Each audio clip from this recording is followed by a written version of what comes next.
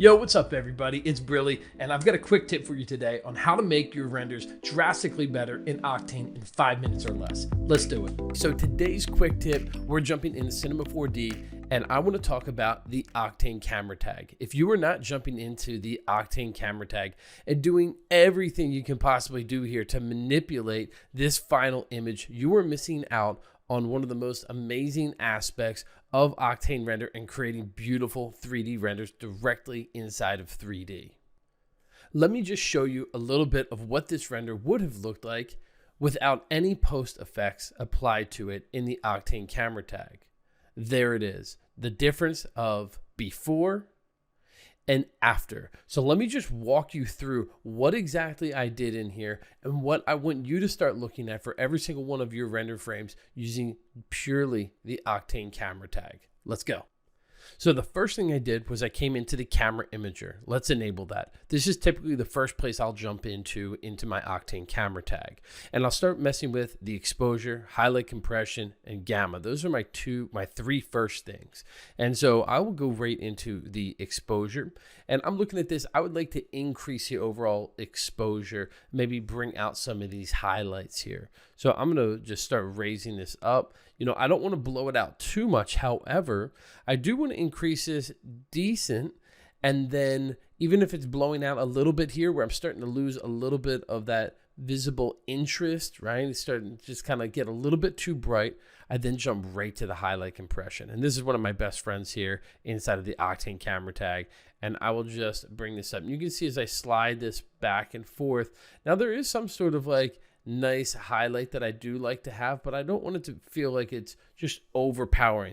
The top portion of this piece is not really what I want to be the central focus. You know, it's really the entire shape that I'd like to be kind of the central focus. So I'll just bring this up a little bit. And again, that's just a taste. Now I would like to get a little bit more contrast in here. So I usually like to play with the gamma a little bit on that. So I'll mess with that and bring this gamma down. Now you can see that with this, I'm able to get just a little bit more contrast out of it. Maybe something like that is pretty good. Then, you know, with something like this where it's like this gold metal, you know, I might be getting a lot of hot pixels in there because I do have an emissive light here, or emissive texture here, and emissive texture here, and I see some hot pixels in there. Boom. You got to go right into that hot pixel removal and bring this down. I will say with the hot pixel removal, if you go too low, it will tend to soften up some of your details. So I highly recommend not just dropping it down. Now, if you're doing something that doesn't really require a ton of really fine, sharp details, you can go really low, and I have done that before. However, with something like this, I do have a lot of information, and I notice if I have a lot of information in here in detail, I can really bring this down to 0.45 without ever noticing any visual difference in those details. So no less decay on that fine detail. Occasionally I'll jump in and add a little bit of vignette. In this scene, the background's black. The vignette's not really it's just not going to do enough for me to even try to play with that or want to play with that. All right, cool. I will probably jump back in here and do some spectral AI denoiser as well. The next tab, especially for this that I want to go into, is the post-processing, because I do have these glowing orbs back here. So I will check that on. And you can see instantly I am getting a little bit of bloom coming from these areas and a little bit of glare coming from those highlighted points. But let's push this a little bit. Let's bring this bloom value up, right? And now we can actually get some nice glow and like almost like fake atmosphere into this scene from that glow. So I'll just bring this value up a little bit, and then we can start looking at the cutoff here. So basically right now what the bloom is going to do is it's going to look at the hottest highlights in my scene, and it's going to try to add some bloom to that. Well, maybe I don't want this gold center shape to get much bloom, because there are some hot highlights on this where the light is interacting with that texture and material that will begin to bloom some of that shape as well, some of my spheres that are on the outside of my scene. So this cutoff, you can play with kind of basically the threshold of this bloom. So you can see if I just jack it up really quickly here, that really I'm removing it entirely from my object. So I'm just going to move this up to maybe about 1, and that kind of removes that bloom and glow away from the main subject matter here. Maybe you want that, maybe you don't. In this case, I'm going to kind of pull that back and remove it. Now I'm going to add some glare in here as well. And the glare is going to give me kind of these nice little light streaks that come through here. Very, very cool. Now, if you're doing a really stylized render, sometimes these really sharp streaks work great. Typically, though, I have a tendency to kind of pull these back a little bit, so I don't go too extreme on it. And then we have the glare amount control, which we can add in here and give how many that we want. I'm actually just going to do something a little more sleek, just 2. This is very stylized piece right now. However, I don't want to go this stylized, so a lot of times I'll add a little blur in here as well. So I'll add a little bit of blur just to soften that up.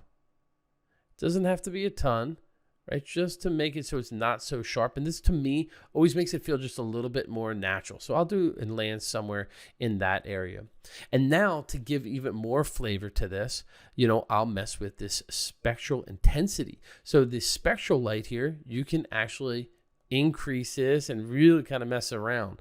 Now, I don't want to go too extreme here, but let's bring it up to something like this. And then that spectral shift. So you can kind of shift the color value and hue of that spectral color. So I like it something like this, where it's adding this little orange around the red, this little halo here, and where it's adding almost like a little bit of magenta around the blue. I think that looks kind of cool. And then maybe mess with the angle of this light. Let's get something that's maybe a little bit more angled in here. Maybe even something just like at a 45-degree angle. I think that's kind of cool. It gives us this really sleek look. And now let's hop into the thin lens and let's play with the depth of field. Let's just jack this aperture up. I'm going to go to like 22. I don't know. We'll see here in a second. I do have the autofocus on. Typically, the autofocus isn't picking what I want it to pick, but this case it is. So I really like to jump around in my scene a lot too. And so right now I do have the pick focus turned on in my live viewer, and this is amazing because it just makes it so I can interactively click and pick a focus just by clicking on that object here in the live viewer. So I'm going to do that, and you can see the focal depth changes every time I click, and I just want this object here, this gold cool displacement object that I made, to be front and center. Now the next thing we want to do is play around with the aperture a little bit. Let's get some really interesting bokeh here, especially since we're using this crazy aperture here of 22 centimeters.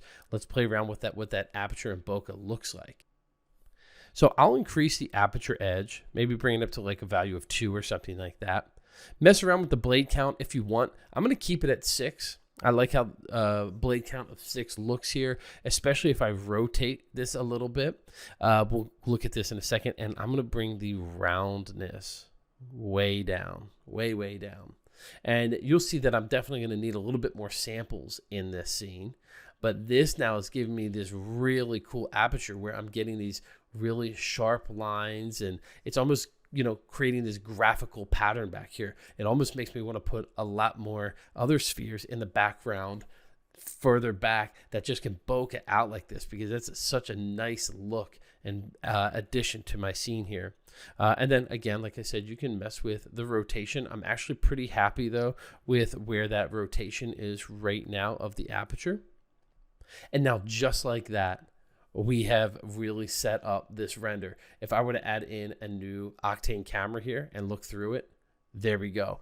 We have literally transformed this final render by doing nothing else but by going into the Octane camera and adjusting these settings from A to B.